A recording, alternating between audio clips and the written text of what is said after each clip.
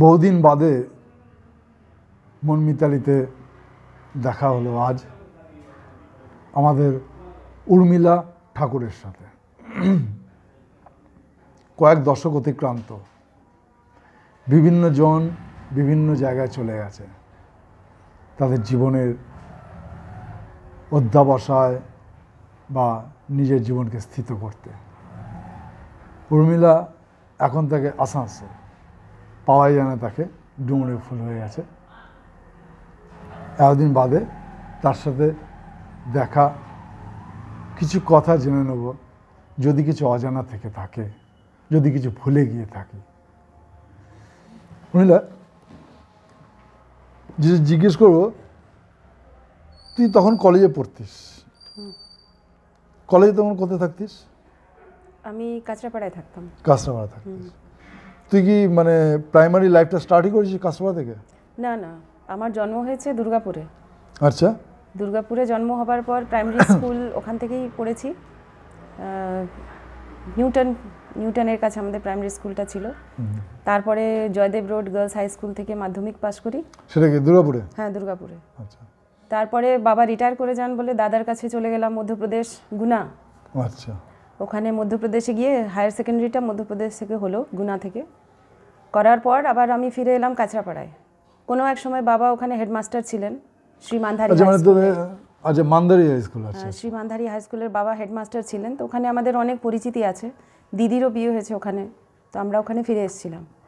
আসার পর তখন নৈহাটি কলেজে আমরা। মানে তো বাবার প্রপার্টি ছিল আগে কাঁচরাপাড়ায়? প্রপার্টি ছিল না, বাবা যেহেতু হেডমাস্টার ছিলেন তো ওখানে পরিচিতি ছিল অনেক। বাবা যে বাড়িতে থাকতেন সেই বাড়িটাও ছিল।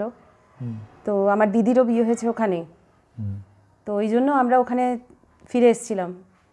আসার পর নৈহাটি কলেজে আমি নাম লেখালাম, আর ওখান থেকে আমি অনার্সটা কমপ্লিট করলাম। তারপরে তো এই যে অনার্স কমপ্লিট করলি at the year of 1991, thereafter from 1991 and today we are standing on 2024, এই যে জার্নিটা তুই সংক্ষেপে বলি যে কী করলে এই জার্নিটা? হঠাৎ করে তো 1991 এবার 2024 হলো না, মানে in this years what you have done, মানে কী করে এখানে এসে পৌঁছে? আজ আসানসোলে কেন? কাঁচরাপাড়া থেকে তুই কলেজ পাস করে আজকে আসানসোলে কী করে এসে পৌঁছালি? অনেক স্ট্রাগল করেছি। আমি অনার্স করার পর তো অ্যাডমিশন নিলাম বালিগঞ্জ সায়েন্স কলেজে। আচ্ছা। এমএসসিতে। কিন্তু ওই যে আসা যাওয়ার যে মানে টাইমিংটা এত 2 ঘন্টা 3 ঘন্টা লাগতো আসা যাওয়াতেই, তো আমার মনে হলো যে আমার মনে হয় পড়তে পারবো না, কারণ টাইমই নেই কখন পড়বো। আসা যাওয়া এত ধকল, দৌড়ে বাস ধরা নিয়ে। তখন বাবা বললেন, আদুরে মেয়ে ছিলি? না সেরকম কয় বোন ছিলি? আমরা 3 ভাই বোন। বড় দাদা আছে না, 2 বোন আছে। তো ওই যে দৌড়ে বাস ধরতে হতো না, ওই জিনিসটা আমার খুব ভয়ের ছিল। আর প্রচণ্ড ভিড় বাসের মধ্যে। আমি বাবাকে বললাম যে খুব মুশকিল, কি করে করব, আমার তো ভয় লাগছে। তো বাবা তখন ওই পাশে কল্যাণী ইউনিভার্সিটি ছিল, তখন সেখানকার ফর্ম বেরোনি, নিয়ে যখন ফর্ম বেরোলো আমি ওখানে অ্যাপ্লাই করলাম। করার পর তখন ওখানে ছেড়ে দিয়ে এমএসসির জন্য কল্যাণী ইউনিভার্সিটিতে চলে গেলাম। বিএডটাও ওখান থেকেই করলাম। বিএড করার পর টিচার হওয়ার খুব ইচ্ছে ছিল, বাবাও টিচার ছিলেন। মানে এমএসসি করলি ইয়েতে কল্যাণী ইউনিভার্সিটি? কল্যাণী, হ্যাঁ। আর বিএড করলি কল্যাণী ইউনিভার্সিটি? কল্যাণী, হ্যাঁ। আচ্ছা। নিয়ে তারপর বাবা ইতিমধ্যে মারা যান। আচ্ছা আচ্ছা। মানে এমএসসির লাস্ট ইয়ারেই বাবা মারা যান, পরীক্ষার 1-1.5 মাস আগে। তারপরে বিএডটা করার পর তখন ওই বিএটিএ নিয়ে চর্চা হচ্ছিল বাড়িতে। নিয়ে আমি বললাম আমি একটা চাকরি করতে চাই। বাবাও টিচার করতে চাইছিলেন আমাকে, আমারও টিচার হওয়ারই ইচ্ছা ছিল। অবশ্য মানে ব্লাডটা রয়েছে টিচারই। হ্যাঁ, শুরুর দিনে আমি ডাক্তার হতে চেয়েছিলাম। আচ্ছা, ভেরি গুড। আর ওই জন্য আমার মানে ডাইসেকশন করতে খুব ভালো লাগতো। আর আমি সার্জন হতে চেয়েছিলাম, সার্জারি করার খুব শখ ছিল। নিয়ে সার্জারি তো করতে পারলাম না, সেরকম পরিস্থিতি ছিল না। চেঞ্জ করে দিলি তো? হ্যাঁ, পরিস্থিতি ছিল না, বললাম না, বাবা রিটায়ার হয়ে গেছিলেন, সেরকম হয়তো খরচা উঠাতে পারতেন না। ওই জন্য আমি মানে ফর্মই ফিল আপ করলাম না। পিএমটি পরীক্ষা হতো ওখানে মধ্যপ্রদেশে, তো সেইটা আমি চেয়েছিলাম যে ফর্মটা ফিল আপ করবো। বাবা বোঝালো যে আমি তো রিটায়ার করে গেছি, এত লিমিটেড টাকার মধ্যে হয়তো আমি খরচা উঠাতে পারবো না। তখন আর ফর্ম আর ভরিনি, তখন আমি টিচিং লাইনটাকেই ধরলাম। তার টার্গেটটা ছিল বিএড করাটাই, মানে পোস্ট গ্র্যাজুয়েশন করার পর সেটাই করেছি। নিয়ে বিএড করার পর আমি অ্যাপ্লাই করলাম। আমি তখন লিলুয়ায় চলে গেলাম কাঁচরাপাড়া থেকে। লিলুয়ায় গেলাম এই জন্য, ওখানে একটা স্কুলে মানে প্রাইভেট স্কুলই ছিল, সরকারি ছিল বাংলা মিডিয়ামটা, হিন্দিটা প্রাইভেট ছিল, ওই সোয়াইকা গার্লস হাই স্কুল নিয়ে। আমার ওখানে কাকা থাকতেন, তো কাকার কাছে গেছিলাম এই কাজের খোঁজে। তো ওখানে ওই স্কুলে আমি একটা ভ্যাকেন্সি পেলাম, প্রাইভেট হলেও একটা, ওরা মানে বেশ ওই কর্পোরেশনে নোটিশ ফোটিস করে ওরা আমাকে অ্যাপয়েন্টমেন্ট দিল। নিয়ে দেওয়ার পর সেক্রেটারি খুব ভালো ছিলেন, উনি বেশ খুশি হলেন। উনি বললেন অনেক দিন পর অ্যাপয়েন্টমেন্ট করছি, কিন্তু আমার মনে হয় তুমি বেশি দিন টিকবে না, চলে যাবে। আর সেটাই হলো, 10 মাসের মাথায় আমি এই আসানসোলে চাকরিটা পেলাম। আচ্ছা আচ্ছা, অল ইন্ডিয়া অ্যাপয়েন্টমেন্ট গ্যাজেটে অ্যাড ছিল, ওটা দেখে এলাম। এসে যেদিন ইন্টারভিউ দিই সেদিনই আমাকে বলে দেওয়া হলো যে তোমাকে সিলেক্ট করা হয়েছে, তুমি আসার প্রিপারেশন নাও। Very good. তো দিস টুক অ্যাবাউট মানে 1991, 3 years and 2 years, মানে ধরা যাক তার মানে 2000-এ তুই চাকরি পেলি কত সালে তাহলে? চাকরি পেয়েছি 97-এ। 97-এ, আচ্ছা।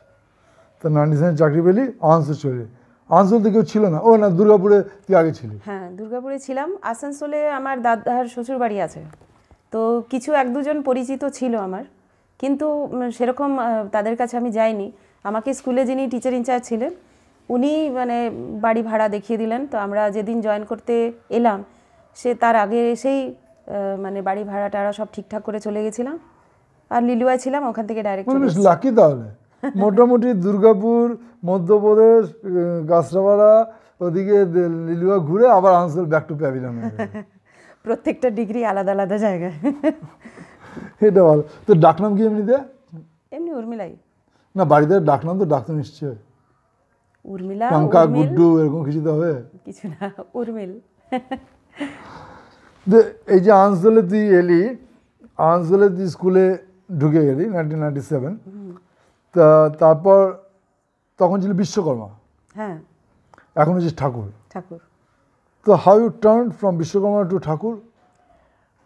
Whether he has visited your home or you have visited his home? না না, আমি ওই যে বললাম না যে বিএড করার পর ওই সোয়াইকা গার্লস হাই স্কুল লিলুয়াতে আগে চাকরি করেছি 10 মাস। তো ওখানে যখন গেলাম তখন ওরা বলল যে এবার তো তোমার বিয়ে হয়ে গেছে, তাহলে তোমার টাইটেলটা তো চেঞ্জ হবে, তাহলে এফিডেভিট করে নিয়ে আসো। তুই বিয়ে কোথায় করলি? হ্যাঁ, বিয়ে হয়ে গেছিল ইতিমধ্যে। বিএড করার পর বিয়ে হলো, তারপরে আসানসোলে লিলুয়াতে ওই চাকরিটা পেলাম। বিয়েটা কি করলো? তুই তো পড়াশোনা করছিস, এর মধ্যে ঠাকুর সাহেব এলো কোথা থেকে? ঠাকুর সাহেব আগে থেকে জানা ছিল, আগে থেকে ঠিক ছিল যে এই বিয়েটা করার পর বিয়েটা হবে। क्या कॉलेज से है या बीएड से है? नहीं, बीएड से है। बीएड से, मैंने बड़ी शौक से बीएड किया है। मतलब दिलचस्पी थे और बड़ी भावना भी थे। वाह। मैंने लोग बोलते हैं ना कि हर पुरुष के सफलता के पीछे एक महिला का हाथ होता है, हमारे सफलता के पीछे मेरे हस्बैंड का हाथ है। ठाकुर साहब का सलाम करना चाहिए, नहीं तो ये तो कोई इकरार नहीं करते कि हमारी सफलता के पीछे मेरे हस्बैंड के हाथ है। अच्छा, एमनी তুই বললি যে তোর সার্জারি করার ইচ্ছে ছিল, মানে you wanted to be a surgeon. তো এই যে তুই সার্জন থেকে তুই ট্র্যাক চেঞ্জ করলে टीचर चले ली, तो ऐसा कभी नहीं लगता कि दिल में कुछ ठेस या दिल में कुछ दुख जमा हुआ है कि मैं सर्जन नहीं बना? अगर सर्जन बन पाता तो बहुत कुछ अच्छा बन पाता, ये टीचर जो है ये ठीक नहीं लग रहा है, ऐसा कोई ठेस नहीं दिल में जमा रहता है? हाँ है, एकदम है। मेरे को बहुत अफसोस होता है, काश हम सर्जन होते। মানে আমার না ওই লাইফস্টাইলটা খুব ভালো লাগে যে আমি সকালে গেছি, একদম সার্জারির পর সার্জারি করছি, হসপিটালে দৌড়াচ্ছি, এখান থেকে রাত হয়ে গেল, রাত জাগতে হলো। হ্যাঁ, এই জিনিসটা আমার খুব ভালো লাগে, মানে কাজের মধ্যে মেতে থাকা জিনিসটা আমি খুব চাই। আর ওই জন্য আমি স্কুলে যতটা পারি নিজেকে কাজের মধ্যেই রাখি, আমার ভালো লাগে। মানে अपने सपना को तरोड़ मरोड़ के ये नई जिंदगी जो मिले है उसी में मगन हो। ডাইসেকশন করতে পারলাম না, এই মানে সার্জারি করতে পারলাম না, কিন্তু ডাইসেকশন করেছি। ওই যে জুলজি, সে কাটাকাটি প্রাণীদের কেটে টেটে একটু মন ভরে নিয়েছি।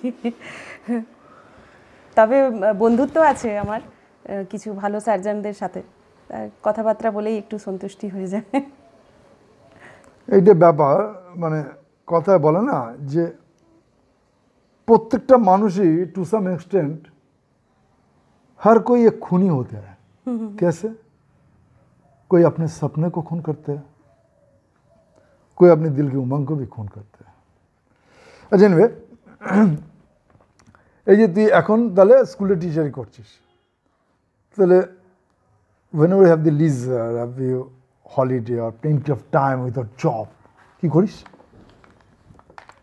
অনেক কাজ থাকে, কাজই শেষ হয় না। না, কাজ তো কোনো শেষ হয় না। একটু মানে স্টার মেকার জয়েন করেছি, গান করি, গান করতে ভালো লাগে। খুব ছোটোবেলায় একটা হারমোনিয়াম কিনেছিলাম, সারেগামা করেছি অনেক, কিন্তু মানে খুব একটা করতে পারলাম না, যেহেতু মাধ্যমিক পাশ করার পরেই আমাকে মধ্যপ্রদেশে চলে যেতে হলো। ওখানকার এনভায়রনমেন্টটা ওর সেরকম ছিল না, তো হারমোনিয়ামটা আমার পড়ে থাকলো দুর্গাপুরেই, আর আমি ওখানে চলে গেলাম। নিয়ে পরে আবার যখন কলেজে ছিলাম তখন আবার একটু শখ হলো, তো একটা গিটার কিনেছি, গিটার শিখলাম, শিখে প্র্যাকটিস করে আমার ওই এমএসসির মানে যখন করতাম তখন স্টেজেও প্রোগ্রাম করলাম রিইউনিয়নে, হ্যাঁ গিটারের। সেই গিটারটা আমার এখনও আছে। নিয়ে মাঝে আবার ইচ্ছে হয়েছিল, তো আবার কয়েক বছর শিখলাম, শিখে বাজালাম খুব। এখন আর সময় হচ্ছে না, রাখা আছে, তবে আবার ইচ্ছে আছে যে আবার ওটা বার করব।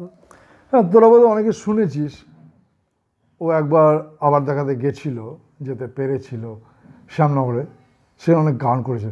আজকে এটা গান শুনতে পারি না, আমার প্র্যাকটিসে নেই, আমি তো গায়িকা নয়। গায়িকা নয়, শখে একটু গাই, শখেই গা শুনি। বন্ধুকে চিনতে অসুবিধা কি? কি গান তোর যেটা ভালো লাগে?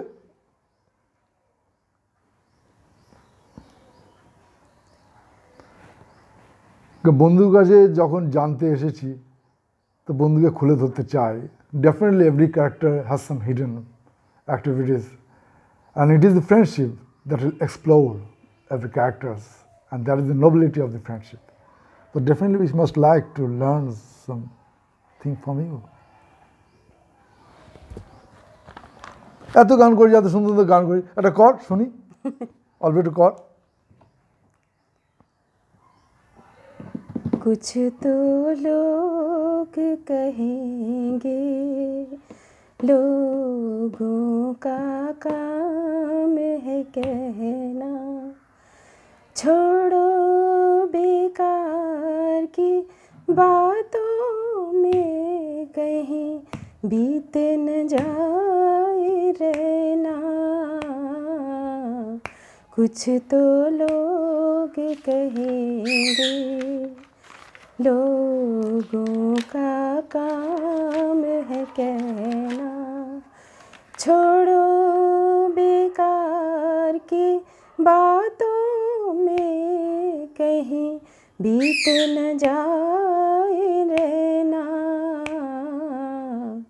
कुछ तो लोग कहेंगे। এরকম অনেক বন্ধু রয়েছে আমাদের, অনেক সুন্দর তাদের গুণাবলী রয়েছে। সম্ভব যদি হয়, কারণ ডেফিনেটলি এখন অনেক দূর যাওয়া বাকি, miles have to go before sleep. তো ডেফিনেটলি আগেও বলা হয়েছে, চেষ্টা করব এবং অবশ্যই হবে, অবশ্যই করা হবে এই সমস্ত বন্ধুদের নিয়ে একটা মিউজিক্যাল ইভিনিং করা এবং সেটাকে রেকর্ড রাখা, so that we can enjoy in our idle days with our silver hairs in the night. Anyway, আচ্ছা, তবে একটা কথা বলি তোকে, আমি মানে খুব খুব ধন্যবাদ দিতে চাই যে এতদিন তো মানে একটু আধটু গান করতাম, ফার্স্ট তুই আমাকে স্টেজে আনলি, স্টেজে উঠে গাইবার সুযোগটা ফার্স্ট তুই করে দিয়েছিস, অশেষ ধন্যবাদ সেটার জন্য। এটা তো বন্ধুত্বের স্টেজ, ডেফিনেটলি এটাই আমাদের বন্ধুদের সবার করা উচিত। প্রত্যেকটা বন্ধুর কিছু মেরিট আছে, ডেফিনেটলি মানে everyone has some dark has some bright side, প্রত্যেকেরই আছে, এবং প্রত্যেকটা বন্ধুরই উচিত সেই বন্ধুটাকে আরও বেশি এক্সপ্লোর করা। এই যে মনমিতারিটা করাই উদ্দেশ্য এই জন্যে যে এই যে 3টে দশক ধরে তার মন বা তার ভাবনা কতটা পাল্টেছে, আমরাও দেখেছি সে 91 অ্যাবাউট 3 decades বিফোর। এই 3টে দশক পরে আজকের উর্মিলা কেমন হয়েছে, আজকের উর্মিলাকে সে আগের উর্মিলার মতো? তুই অবশ্য বরাবরই একটু শান্ত ছিলি, কোনোদিন কিছু ঝটপট করতিস না, মানে বরাবরই মানে বাড়িতেও শান্ত স্বভাবের ছিলি না? সেরকম নয়, মনের মতন লোক পেলে বেশ সব বেরিয়ে আসে ভেতর থেকে। আচ্ছা আচ্ছা, কিন্তু একটু অজানা লোকের মধ্যে একটু চুপচাপই থাকি। আচ্ছা আচ্ছা, মানে এই ঠাকুর সাহেব অজানা লোকের কাছে এসে তুই চুপচাপ হয়ে গেছিস। তো এই যে ছোটবেলায় তুই বদমাইশি করতি, মানে বাড়িতে মারধর খেতিস? ভীষণ ভীষণ, খুব শয়তান ছিলাম। স্কুলে তো খুব আবদার ছিল আমার, একদম আবদার মানে কি বলবো ওটা, মানে ডমিনেট করতাম খুব সবাইকে, একদম লিডার ছিলাম, ক্লাসের মনিটর ছিলাম, সবাইকে একদম রুল রেগুলেশন মেনে চলতে হবে, আচ্ছা সেভাবে একটা ছিল মানসিকতা। সেদিকে তো ভালো হয়েছে টিচার হয়ে, বেশ রুলস রেগুলেশন। তো এরকম মানে মনে পড়ে তোর বাবা মানে কে বেশি মারতো, বাবা না মা না দাদা? আমার মাই বেশি মারতো আমাকে, মেয়েদের ম্যাক্সিমাম মায়েরাই মারে। তো মানে এরকম মনে পড়ে কোনো বিশাল কোনো কারণে খুব মার খেয়েছিলি, মানে পুরো পালিশ করে দিয়েছে? না সেরকম মার খাইনি, খেয়েছি কিন্তু সেরকম মানে খুব জোর মার খাইনি। মানে কি কারণে, বাড়িতে গিয়ে ভেঙে ফেলেছিস না স্কুলে কার মাথা? না বদমাইশি করতাম খুবই, ওই পিট্টু খেলতাম, বল এদিক ওদিক চলে যেত, বাড়িতে গিয়ে কাঁচ ভেঙে গেল, এইসব হয়েছে। আচ্ছা, সেটার জন্য একটু বকাবকি। তারপরে পাশের বাড়ি মেয়েটাকে পড়তে দিতাম না, তাকে নিয়ে ওদিকে গিয়ে খেলাধুলো করা, পুতুল খেলা, পুতুলের বিয়ে করছি, সেইগুলো হতো, সেটার জন্য বকা খেতাম। বাড়িতে কাজ ফাজ বেশি করতে চাইতাম না, এইগুলো আর কি। আর অনেকদিন হয়ে গেছে, ভুলে গেছি, তো মার খেয়েছি এটা মনে আছে। মানে এরকম কোনো বিশেষ মনে পড়ে, মানে রিমার্কেবল, যেটা চিরদিন মনে থাকবে, মানে খুব মার খেয়েছি মানে পুরো পালিশ করে দিয়েছে? না না সেরকম মনে নেই। সেরকম মনে না। আচ্ছা, কলেজের দিনগুলো কিছু মনে পড়ে, কোনো মানে special event or remarkable event that you will remember whole your life কলেজে? হ্যাঁ, একটা ইভেন্ট আছে। আমি যখন ওই অনার্সে নৈহাটি কলেজে, ওই আরবিসি কলেজে যখন প্রথম দিন গেছি, তখন আমাদের মানে ক্লাসের সবাইকে ডাকা হলো, সিনিয়ররা নিয়ে বসলো, নিয়ে সবাইকে এক একটা করে কাজ দিচ্ছে। আমাকে জিজ্ঞেস করছে তোমার হবি কি? আমি বললাম ওই ড্রয়িং করতে ভালোবাসি, ড্রয়িং পেন্টিং। তো আমাকে বললো, একটা ছেলেকে বললো তুই বস তো সামনে, আমাকে বলছে ওকে এঁকে দেখাও। একটা কাগজ কলম আমাকে দেওয়া হলো। নতুন কলেজ, নতুন মানুষ, তাকে আঁকতে হবে। নিয়ে আমি বসে বসে তার ওই মানে আঁকলাম, মোটামুটি দেখতে ওরকমই হলো ফটোটা, দেখে খুব খুশি ওরা। তারপরে আর কিছু বলেনি, আমাকে ছেড়ে দিয়েছে। অনেককে নাচতে হলো, অনেককে কবিতা শোনাতে হলো, অনেক কিছু করতে হলো। ওই দিনটা ভুলি না কোনোদিন, ওই দিনটা কোনোদিন ভুলি না। আর এমনি কলেজে আর কিছু মানে ক্লাস ফাঁকি দিয়ে যাওয়া? ক্লাস ফাঁকি দিয়ে সিনেমা গেছি কয়েকবার, বন্ধু বান্ধব সবাই মিলে। কারা ছিল তোর এই যে অ্যাডভেঞ্চারে, কারা কারা তোর পার্টিসিপেট? ক্লাসমেটরাই ছিল, ক্লাসমেটরাই ছিল সবাই। কারা, এই গোপা, জয়দেব এরা? অতটা মনে পড়ছে না, কিন্তু ওই আমার অনার্স লেভেলের যারা ছিলাম আমরা কয়েকজন মিলে গেছিলাম। আর এমএসসি লেভেলেও গেছি, ওই কল্যাণীতে সিনেমা হল ছিল, সেখানে গেছি। মানে কলেজ লেভেলে মানে কাদের সাথে তো খুব দোস্তি ছিল, মানে সমস্ত পাপ পুণ্য ভাগ করে নিতিস কাদের সাথে? কলেজে কোন কোন ক্যারেক্টার মনে পড়ে? হ্যাঁ, মৌসুমী তোরা শুনিস কিন্তু। মৌসুমীর সাথে আমার খুব বন্ধুত্ব ছিল অনার্সে। ওকে তো খুঁজেই পেলাম না শ্যামনগরে। হ্যাঁ, তাকে তো খুঁজে পাওয়া যায়নি। আবার মানে এমএসসি লেভেলেও মৌসুমী ছিল, তার সাথে আমার খুব ক্লোজ বন্ধুত্ব ছিল। আচ্ছা, তো তাকেও কিন্তু আমি এখন অবধি খুঁজে পাইনি। আর সুমন্ত ছিল এমএসসি। না কলেজে মৌসুমী ছাড়া আর খুব একটা বিশেষ নামটা আমার মনে পড়ে না, যেহেতু আমি এত মানে আকাশ কুকাশ করার জন্য সেরকম না, আমি একটু শান্ত ছিলাম। হ্যাঁ আচ্ছা, হ্যাঁ না তুই তো বললি অজানা মানুষ দেখলে একটু শান্ত থাকি, মানে যদি চেনা মানুষ পাওয়া যায় তাহলে বাস আন্দার কা উমিলা বাহার নিকালা। আচ্ছা, এমনি ঘুরতে যাওয়া পছন্দ করিস? হ্যাঁ, ঘুরতে ভালো লাগে। তোর ঘোরার জায়গা বলতে কি ভালো লাগে, মানে পাহাড় না জঙ্গল না সাগর? মানে নেচারটাই বেশি ভালোবাসি, তার মধ্যে যেরকম পাহাড়ে যাওয়াটা চেয়ে ভালো আমাকে সমুদ্রের ধারে লাগে। কেন, হোয়াটস দ্য রিজন? সমুদ্রটা খুব ভালো লাগে আমার, খুব অ্যাট্রাক্ট করে। অবশ্য কি পাহাড় যে খারাপ লাগে তাও নয়, সুযোগ পেলে ওখানেও যাই, গেছি কয়েক জায়গায়। মানে সাগরটা তো ভালো লাগে কেন, মানে কি কারণে সাগরটা ভালো, মানে what the words in you, মানে তোর ভিতরে কথাগুলো কি কারণে সাগর থেকে টান? মানে ওখানে দাঁড়ালে মনে হয় যে এই পুরো পৃথিবীটাকে ফিল করতে পারছি, একদম খোলা চারিদিকে, কোনো বাধা নেই, কোনো ব্যারিয়ার নেই, শুধু জলই জল চারিদিকে, খুব ভালো লাগে। যেমন এই পুরী গেছিলাম, ওখান থেকে ওই চিল্কা লেকে পেরিয়ে একটা ছোট একটা মানে কি বলবো টাপুর মতন ছিল, সেখানে নামলাম, সেখানে বে অফ বেঙ্গলটা দেখা যাচ্ছিল। ওই বে অফ বেঙ্গলের ওই যে মানে ইয়েটা কিনারাটা কেউ নেই, দূর দূর অবধি কেউ দেখা যাচ্ছে না, এত সুন্দর সমুদ্রটা, মানে পুরীর থেকে একটু আলাদা বিচটা, আর ঝাউয়ের জঙ্গল পাশে পাশে, আচ্ছা, শুধু বালি, ঝাউয়ের জঙ্গল আর ওই সমুদ্র, মানে দারুণ লেগেছে, ওটা দারুণ এক্সপিরিয়েন্স। মানুষ নেই কোথাও, মানে এটা এটা কি বলা যায় তাহলে যে তুই একা থাকতে ভালোবাসিস, তাহলে এটা বলা যায়? কারণ সাগরে মানুষ যায় হারিয়ে যাওয়ার জন্য, সাগরের এই wideness, continuous, the waves are coming ups and downs, হ্যাঁ, এর মধ্যে নিজেকে খুঁজে পাওয়া, মানুষ হারিয়ে যেতে চায়। তো তুই বলতে হবে তুই ছেড়ে দিলে তুই হারিয়ে যাবি? Do you like to be lost for few days? ধর হঠাৎ করে তুই ছেড়ে দাও, যা হারিয়ে যাও, বাড়ি ফিরবি না, স্কুলে যাবি না। হ্যাঁ, সেটা ইচ্ছে করে খুব, যে সব ছেড়ে দিয়ে একদম একা কোথাও চলে যাই। কোথায় যাবি?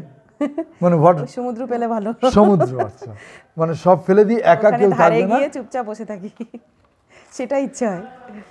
তো वहीं पर भी एक निवास बना लेते। আর এখন এই যে তুই স্কুলে পড়েছিস, একে পিটিয়েছিস, ওকে রুল রেগুলেশন শিখেছিস, এই যে দি অ্যাম্বিয়েন্স যেখানে তুই ছিলি, যেখানে তুই পড়েছিস, আজকে তুই একজন টিচার, তুই কি মানে যা দেখেছিলিস সেটাই কি এখন মানে এস্টাবলিশ করছিস, সেটা কি এখন প্র্যাকটিস করছিস? কি মনে হচ্ছে মানে there is a difference in the educational system that you have enjoyed and now you are doing? হ্যাঁ, অনেক তফাৎ আছে, অনেক তফাৎ। মানে what is the main difference, বড় ফার্ক क्या है? সেই সময়কার এনভায়রনমেন্ট, সেই সময়কার থিঙ্কিং, আমাদের স্টুডেন্টদের, টিচারদের, সেই জিনিসটা এখন একটু কম পাওয়া যায়, বা আলাদা রকম হয়ে গেছে একটু, সময়টাও তো অনেকটা চেঞ্জ হয়ে গেছে। তো বিশেষ করে আমরা দেখি স্টুডেন্টদের মধ্যে সেই ফিলিংগুলো নেই যেগুলো আমাদের সময় আমাদের মধ্যে ছিল, সেটা একটু অভাবটা ফিল হয়। সবাই যে সেরকম তা নয়, কিন্তু ম্যাক্সিমাম ওদের মধ্যে ওই জিনিসটা নেই, এইটা একটা ফিল হয়। আর টিচাররাও সেরকম ডেডিকেটেড যেভাবে আগে ছিল, মানে মায়ের পর তো টিচারদেরকেই আমরা ভাবতাম, আর টিচাররা ভীষণভাবেই মানে ডেডিকেটেড ছিল আমাদের জন্য, সেই ডেডিকেশনটা এখন একটু কম পাওয়া যায়। পলিটিক্সটাই বেশি, পড়ানোর দিকে বেশি ঝোঁক নেই, সেই জিনিসটা একটু দেখা যায়। তবে সবাই যে ওরকম তা নয়, খুব ভালো টিচাররাও আছে। और आपके बारे में, आपके खुद सही टीचर बन पाए? আমি जैसे জানি না सोचा আমি था, কতটা, जैसे किया था, जैसे सुना था, जैसे देखा था, उसी तरह के ढांचे में क्या आपको बनवाए? আমি চেষ্টা করেছি আমার মতন করে, আমি যতটা পেরেছি চেষ্টা করেছি, আর সবাইকে যেন করতে আমি মানে ইন্সপায়ার করতে পারি, সেটাও অনেক চেষ্টা করেছি। মানে তুই বলছিস তাহলে মানে তুই সৎ, মানে তুই ঠিক ঠিকভাবে as much as you can আমি যতটা পেরেছি আমি আমার ম্যাক্সিমাম দিয়েছি, এখনও চেষ্টা করছি ম্যাক্সিমাম দেবার। তো আমি শুধু সাবজেক্ট ম্যাটার নিয়েই ক্লাসে পড়াই না, আমি অনেকবার মানে ওদেরকে ইন্সপায়ারও করি, অনেক রকম করে ইন্সপায়ার করি, মানে out of curriculum. Out of curriculum. আচ্ছা, আমার মনে হয় ওটা না করলে শুধু পড়িয়ে দেওয়াটাই সব কিছু নয়। এটা তো তখনকার দিনের টিচারদের একটা ভাবনা ছিল। হ্যাঁ, খুব পেটাতো, খুব মার খেয়েছি। এখন তো মারা না, বারণ। এখন তো মারা বারণ হয়ে গেছে। হ্যাঁ, এখন তো মেরে দিলে তো থানায় ডায়েরি ফাইরি হয়ে যাবে। তখনকার দিনে তো বাবা মা স্কুলে দিয়ে আসতো, ব্যাস এবার পর কী পড়তাম ভগবান জানে, মার সঙ্গে কী পেটাতো, মার খেতাম অকারণে, কারণেও মার খেয়েছি, অকারণেও মার খেয়েছি, যে গে ব্যাস ওই, তারপর আর বাবা মা খোঁজ নিত না। এখন বাবা মা প্রতিদিন আজকে ম্যাগি খাবে, কালকে পাস্তা খাবে, কালকে ওই খাবে, মানে এভরি ট্রিটমেন্টস দে আর সুপারভাইজিং। তখন ওইসব খাইয়ে দিল, চলো মাঠে চলে বেড়াবে। মানে তাহলে তুই স্কুলে খুব মানে জনপ্রিয় টিচার? জনপ্রিয় কিনা মানে সেটা জানি না। সবাই খুব ভালোবাসে? ভালো তো বাসবে না, যদি কেউ একদম টাইট হয়ে কাজ করে আর টাইট করে রাখে, তাহলে তাকে তো কেউ ভালোবাসবে না। মানে তুই তাহলে স্বীকার করছিস পক্ষান্তরে যে তোকে সবাই বিশেষ করে ভালোবাসে না? অনেকে বাসে, অনেকে বাসে না। অনেকে বাসে না। আচ্ছা, এমনি কিন্তু মনে হয় যে মানে তোর যে ক্যারেক্টারিস্টিক্স, যে স্টাইল অফ লাইফ, মানে তোর মধ্যে নিজেকে গর্ব করার মধ্যে তোর কিছু আছে? Do you feel pride of any quality? হ্যাঁ আছে। কি আছে? অনেস্টি। To be remembered. মানে এখনো বোধহয় কেউ উত্তরটা দেয়নি যে সততাটাই আমার গর্বের কারণ। বাহ, ভেরি গুড। এই যে তুই বলছিস তো অনেস্টি তো প্রাইড, অনেস্টি তোকে অনেক লোকসান করতে হচ্ছে, হচ্ছে, অনেক লোকসান হয়েছে, কিন্তু তুই অনেস্টিটা ছাড়িস না। ছাড়িনি, এই জন্য ছাড়িনি কারণ এই জিনিসটা আমাকে বাবা ছোটবেলা থেকে শিখিয়েছিলেন। বাবা খুব অনেস্ট ছিলেন, যার জন্য ওনাকে দুবার চাকরিও চেঞ্জ করতে হয়েছে এবং অনেক রকম মানে অসুবিধে বাধায় মানে তাকে পড়েছে, বেরিয়ে আসতে হয়েছে কোনো রকম করে।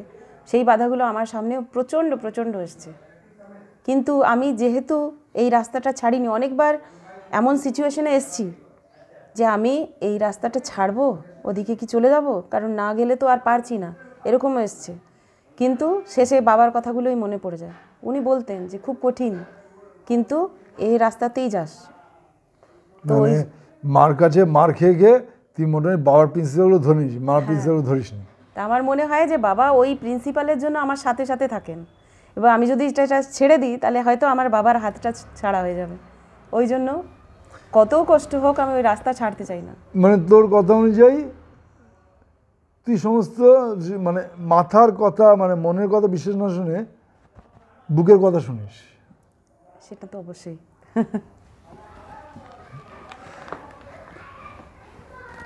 এই যে ছোটোবেলাকার এই যে ঘটনাগুলো এত বছর পার করে এলি, we are all enjoyed our golden jubilee. তো এই গোল্ডেন জুবিলি পার করার মধ্যে এত বছরের মধ্যে তো কোনো বিশেষ ঘটনা মনে পড়ে, remarkable, that will always remain green in your mind? মানে কিরকম?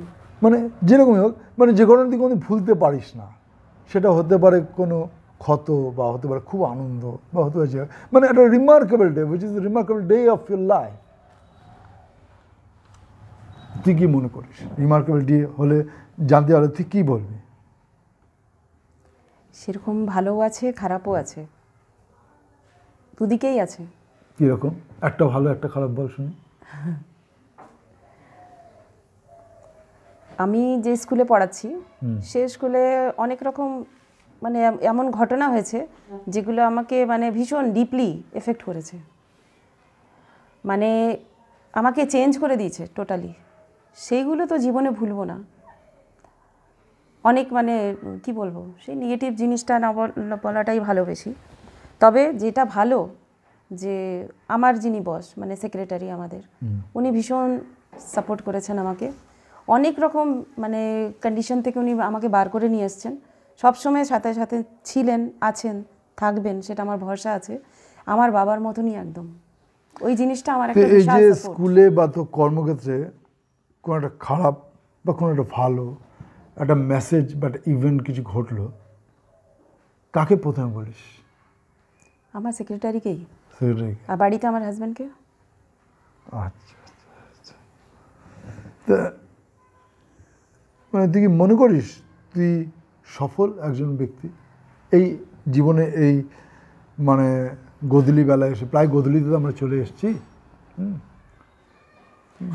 তুই মনে করিস মানে what is the meaning of success to you? সফলতা বলতে তোর কাছে কী বোঝায়? সফলতা মানে আমি যেটা চাইছি, যেটা হতে চাইছি, সেটাকে আমি পাবার চেষ্টা করব, সেটার জন্য যতটাই পরিশ্রম করতে হয় করব। আর আমি যদি ওটা অ্যাচিভ করে নিলাম, তারপরেও আমি তার মধ্যে লেগে থাকবো সেটার মানে টপে যাওয়ার জন্য। তো তুই তাহলে সফল নোস, because you dreamed about to be a surgeon, but somehow তুই হয়ে গেলি টিচার, তাই তুই তো সফল নোস না। সার্জন তো আমি হতে চেয়েছিলাম, কিন্তু টিচার হয়ে যে আমি খুব একটা খারাপ একটা কিছু হয়েছি সেটা নয়। সার্জন না হলে আমি টিচার হব, এটা ছিল মনের মধ্যে কোথাও বাবাকে দেখে। তো আমি ওটা না হতে পেরে এটা হতে পেয়েই স্যাটিসফাইড। সফলতাতে কি খুশি? তুই কি মনে করিস? দেখুন, সফলতার ডেফিনিশনটা সবার জন্য আলাদা আলাদা। হ্যাঁ, তোর কাছে কি মনে হয় মানে যে সফল সেই কি খুশি, বা যে খুশি সেই কি সফল? মানে think yourself, I want the answer from you. না ওই যে বললাম সফলতার পরিভাষাটা সবার জন্য আলাদা আলাদা, তাই না? একটা বড় যারা গ্যাংস্টার চোর, সে আবার একটা বড় ডাকাতি করে সে খুব খুশি, ওর জন্য ওটাই সাকসেস, তাই না? কিন্তু আবার যে কিছু একটা ভালো হতে চেয়েছে, তার মানে কাছাকাছিও যদি গেছে তাহলে খুব খুশি। না আমি তো কম্পারিজন চাইলাম, মানে তুই যদি বলিস যে আমি সার্জন হতে পারিনি but being a teacher I feel that I am successful, তাহলে কি তুই খুশি? তো মনে কোনো দুঃখ নেই? না আপাতত নেই, কারণ আমি যেটা পেলাম সেটার জন্য আমি 100% দিলাম। অনেক রকম বাধা এলো, আমাকে আমার প্রিন্সিপাল ছাড়ার জন্য অনেক রকম করে বাধ্য করা হলো, কিন্তু সেটা আমি করিনি। আমি যে টিকে আছি এটাই আমার খুশি। এটা খুব সত্যি কথা, যা পাইনি তার জন্য যদি আমরা আক্ষেপ করে যাই তাহলে যা পেয়েছি তার উপভোগ আনন্দ আমরা কোনোদিন পাবো না, এটা খুব সত্যি কথা।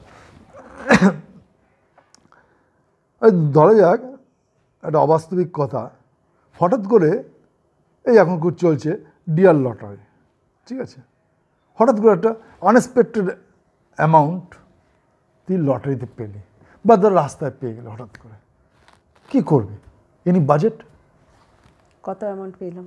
আচ্ছা কত অ্যামাউন্ট ধরা যাক, ভেরি গুড কোয়েশ্চেন, ধরা যাক it is about 5 crores you won from a lottery or somehow you have been gifted, তাহলে কী করবি? কোনো বাজেট আছে? কী করবি? নাকি অজ্ঞান হয়ে পড়ে থাকবে? না অজ্ঞান, এটা হয় কিন্তু অনেক সময়। অজ্ঞান হয়ে পড়বো না, ওটার কিছু পার্সেন্ট আমি আমার ড্রিমের জন্য খরচ করব। হোয়াটস এ ড্রিম? ড্রিম যেমন আরও একটা ভালো, এর থেকেও ভালো বাড়ি, একটা সুন্দর গাড়ি, আর কিছু ওয়ার্ল্ড ট্যুর, এটা ড্রিম। আচ্ছা। আর কিছু ইনভেস্টমেন্ট করব, কিছু একটা বিজনেসের পারপাজে বিজনেস একটা স্টার্ট করব, সেটাও একটা স্বপ্ন আছে, সেটা আমি করব। কি বিজনেস স্টার্ট করবি? হ্যাঁ বল, তোর ফিউচার প্ল্যান সম্বন্ধে কিছু বল। এই যে বিজনেস, এটা তো জানতাম না, এই একটা সাইড ডাকছিলেন থেকে গেছিল। হ্যাঁ হোয়াট ইজ দ্য প্ল্যান? মানে ফিউচারটা কী হবে? এই তো ধর another 7 or 8 years I think আমাদের ব্যাচে যত আছে 89 RBCians all will retire by 2032। I think 2032 পরে আর কেউ চাকরি করছে না except we're doing the business. তাহলে এই 2032 এর পরে কী করবি? বাড়িতে বসে ঠাকুর সাহেবকে জ্বালাবি নাকি? না সেটা তো করবো না, ঠাকুর সাহেব পালিয়ে যাবে কিন্তু। সেটা করবো না, একটা বিজনেস করব, এটা আমার প্ল্যান আছে। কি কি কি? হ্যাঁ সেটার জন্য একটু ভাবনা চিন্তাও করছি। হ্যাঁ আমার মাশরুম কালচার করতে খুব ইচ্ছে আছে। হ্যাঁ তো মাশরুম কালচারের দিকে আমি একটু ভাবছি, আর বসে বসে একটু সার্চও করি, দেখি কিভাবে করতে হয়, কতটা কি বাজেট পড়বে না পড়বে সেগুলো দেখে রাখি। আর সেকেন্ড আমার একটু এমব্রয়ডারি করতে, একটু হাতের কাজ করতে খুব ভালো লাগে, তো সেটা যদি আমি সেদিকে কিছু অনলাইন যদি করা যায়। তাহলে আমি যদি প্রেসাইজলি কোয়েশ্চেন করি, মানে apart your curriculum study or educational quality, তোর আদার কোয়ালিটিস কী কী আছে বলতো? আমি এটা জেনে নিই, এটা তো জানা নেই। হ্যাঁ মানে এইমাত্র জানতে পারলাম তুই এমব্রয়ডারি কাজ করতে পারিস, মাশরুম কাজ করিস, আর অনেকদিন আগে থেকে তুই গান করতে পারিস, তুই আঁকতেও পারিস। আদার কী কোয়ালিটিস আছে which are the remarkable? Remarkable কি না হ্যাঁ, প্রতিটা জানি না, মানুষের অনেক কিছু রয়েছে, আমরা খুঁজে বের করতে চাই, জানতে চাই। দেখো আগের সময় তো মোবাইল ছিল না, তো ওই জন্য আমরা যা দেখতাম সেগুলো শিখেছি। তো বাড়িতে যেমন আমার মাকে দেখতাম সোয়েটার বনে, খুব ভালো ভালো সোয়েটার করে, মানে সেলাই, তারপরে এমব্রয়ডারি, এগুলো খুব সুন্দর করে। তো মাকে দেখে দেখে খুব শখ হয়ে মায়ের সাথে শিখেছি, একটু সেলাই টেলাইও করে নিই মেশিনে, আর রান্না করতেও ভালো লাগে। তো মেয়ে যেমন আছে, মেয়ে খুব সাপোর্ট করে, ও বলে যে তুমি যখন রিটায়ার হয়ে যাবে নিয়ে ভালো ভালো তুমি রান্না করবে, আমি বসে খাবো। না না অনলাইন তোমাকে আমি ওই জোম্যাটো সুইগি এটার সাথে তোমাকে করে দেবো, তো অর্ডার আসবে, তুমি রেঁধে রেঁধে দেবে। তো ওর একটা ভাবনা, তো সেদিকেও একবার ভাববো ভেবেছি। কিন্তু তার সাথে মাশরুম কালচার মিলবে না? মিলবে না, দুটোই চলবে, কিন্তু দুটোই করা যায়। মাশরুমের জন্য তো সবসময় কি করতে পারবো জানি না, কিন্তু প্ল্যান অনেক আছে। এইটা ভালো বলেছি, কি করতে পারবো জানি কিন্তু প্ল্যান অনেক আছে, এটা ভালো বলেছি। তবে কি আমি বেশি ভাবি না, আমি যদি কিছু করতে চাই আমি বেশি ভাবনা চিন্তা করি না, আমি কাজে হাত দিয়ে দিই, তারপর নিজে নিজে হয়ে যাবে, এটা একটা থাকে আমার। ও আচ্ছা আচ্ছা, তা তুই তো এখন আনসোলে থাকিস, তাহলে ওদিকে ফেরবার কোনো সম্ভাবনা নেই? মানে আমাদের এদিকে ফেরার কোনো সম্ভাবনা? হ্যাঁ সম্ভাবনা আছে।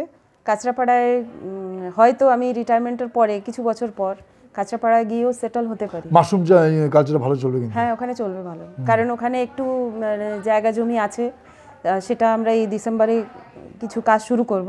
তো ওখানে যদি একটা ছোট বাড়ি করে নিতে পারি তাহলে ওখানে গিয়ে সেটেল হয়ে যাব, আর ওখানে বেশ জায়গা আছে, মাশরুম কালচারটা করা যাবে।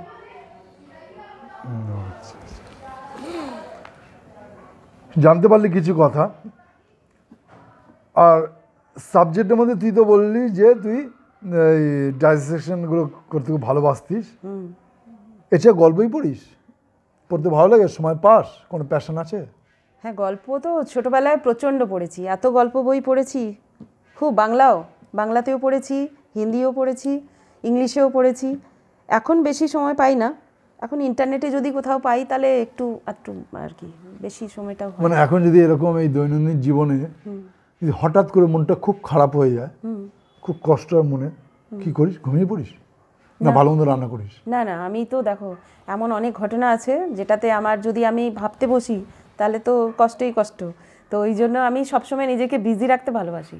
স্কুলেও আমি যখন মানে ইয়ে করি, আমি নিজেকে সবসময় কিছু না কিছু কাজ নিয়ে ব্যস্ত রাখি, আর বাড়িতেও সবসময় ব্যস্ত রাখি নিজেকে কোনো না কোনো কাজ নিয়ে। গান করিস না মন খারাপ লাগলে? হ্যাঁ, গানও করি, তবে বেশিরভাগ